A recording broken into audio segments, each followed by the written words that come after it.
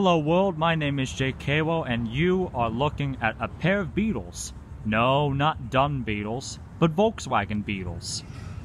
The one on the left here is from 1965 and the one on the right is from 1979. Now, let's take a good look between these two cars. The 1965 version here is relatively plain compared to the other one. You have these little vents here that provide ventilation to the interior because of course there is no engine up front. The hubcaps were first implemented in 1936, back when the Beetle was still known as the Stroll du Volkswagen, or for short, the KDF wagon.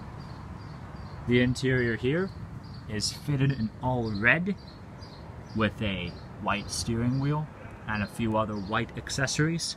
Of course, this interior has been recovered because the original probably disintegrated at some point in the 80s. The roof rack is original though. And now, time to take a look at the engine. Well, first, we should probably admire that beautiful dealer tab from Bell Dealers in Gainesville. The legendary Volkswagen dealer that, fun fact, also sold Simcas, weirdly enough. And look at this engine. It's very diminutive. It's a 4-cylinder boxer engine developing, in 1965 it would have developed 40 brake horsepower. That's right, 40.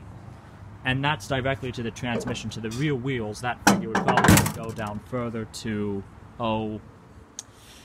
25, maybe 28 horsepower.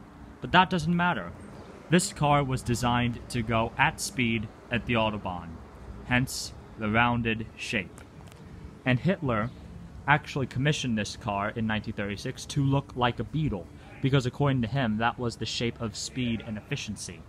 And it does. Ferdinand Porsche really did design this car to look like a Beetle. It's a pity that instead of the workers that signed up for the Beetle program, that they never actually got their KDF wagons. Instead, they funded Hitler's war machine.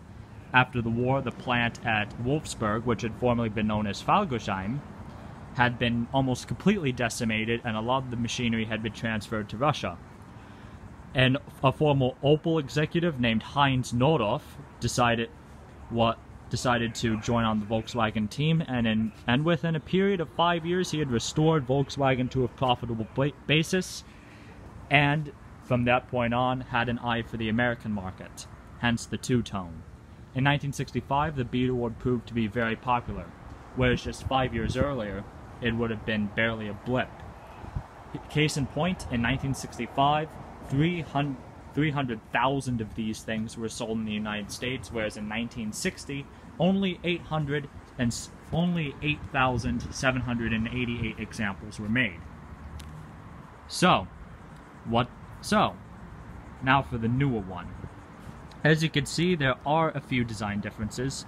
The bumper has been extended and therefore uglified to meet US safety standards.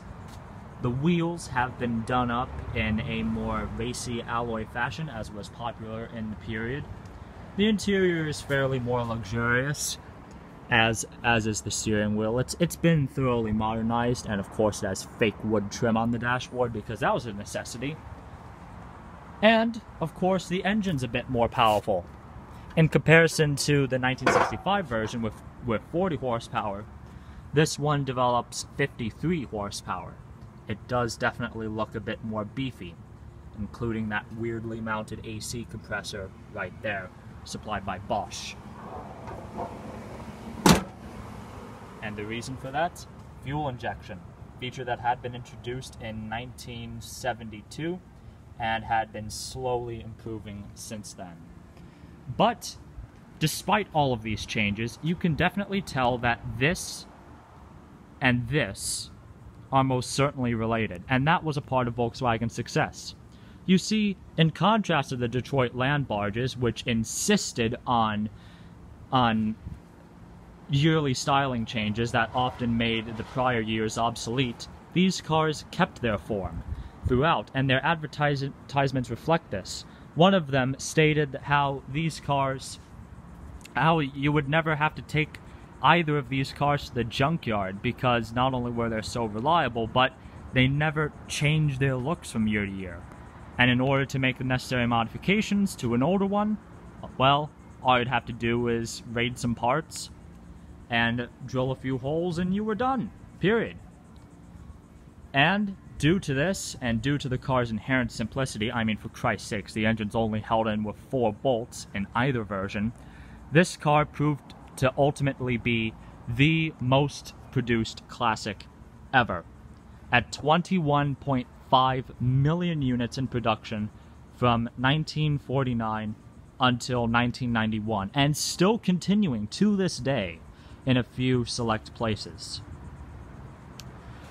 In second place would be the Ford Model T. Yep, the car that revolutionized transportation and made motoring available to the masses in the first place. That example only sold in 15 million units.